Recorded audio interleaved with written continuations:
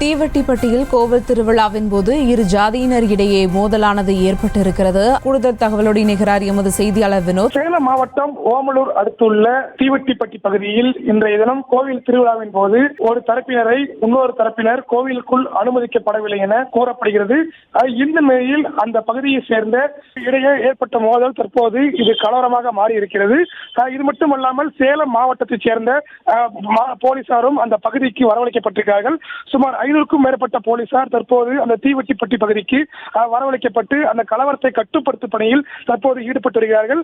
இது மட்டுமல்லாமல் அந்த சாலை ஓரம் இருந்த கடைகள் மற்றும் வாகனங்களுக்கும் இரு தரப்புகளும் சேர்ந்து தீ வைத்ததாக கூறப்படுகிறது. இதனால் இந்த கலவரமானது மேலும் பெரியடிங்க இருக்கிறது.